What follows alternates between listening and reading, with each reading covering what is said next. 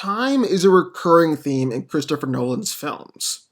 In Inception, 5 hours of real time accounts for 50 hours in a dream world.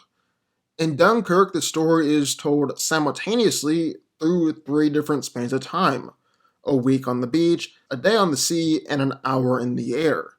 And in Memento, the viewer is repeatedly thrown 10 minutes back in time in order to mimic the character's short term memory loss. And then with Tenet, well, Nolan has said that it's all about ideas of time and how we experience it. But he means this more than just on a metaphorical level, with time inversion actually playing out in the real physical world.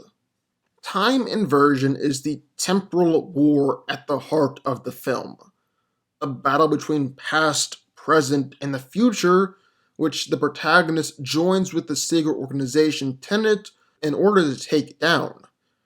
They are trying to prevent World War III, a world war worse than nuclear holocaust, after discovering objects whose temporal physics have been reversed so they run backwards through time instead of forwards. These detritus of a coming war are being manufactured in the future and then sent into the past. Inverted weapons which come armed with the experience of the future and the ability to unravel the past.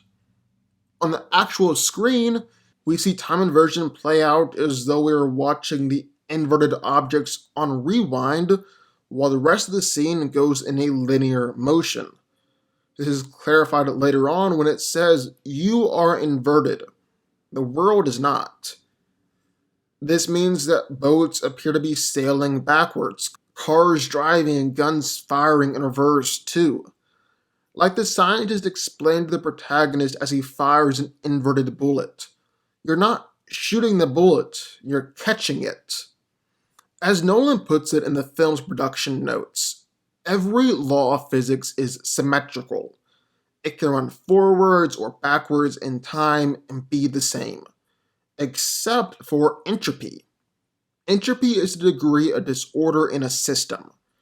So, according to the second law of thermodynamics, as time moves forward, entropy can never decrease. It either increases or remains the same, which would mean that what we think of as time is actually merely a perception dictated by our observations of entropy. If we could actually see disorder decreasing, we'd think we're seeing something moving backwards in time.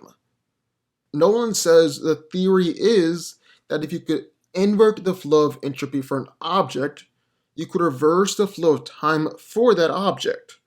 So the story is grounded in credible physics. I did have Kip Thorne, a Nobel Prize theoretical physicist and a consultant on Interstellar, read the script, and he helped me out with some of the concepts, though we're not going to make any case for this being scientifically accurate. But it is based roughly on actual science. In other words, this isn't Back to the Future. This isn't Avengers Endgame. Instead, the scientific basis of time inversion is what differentiates Tenet from other quote-unquote time travel movies. This is why we see characters in the film who are inverted having to live time in reverse in order to reach a different point in the timeline of their story. So instead of just jumping back to a week in the past, they have to live that week in reverse to reach that point. People become inverted by passing through these large metal turnstiles which look like a giant revolving door. Once people are inverted and they're beginning to move backwards through time, they have to wear a face mask just so that their bodies can work. In this palindromic world, everything plays out in reverse, including all bodily functions. Oxygen moves from your lungs out into the air. When you're engulfed in flames, they draw heat from your body, so that rather than burn, you freeze. And if you're already getting a headache from all this, don't worry, Tenet is still a great movie, even without understanding the complicated physics behind the story. As they say in the movie, Don't try to understand it. Feel it.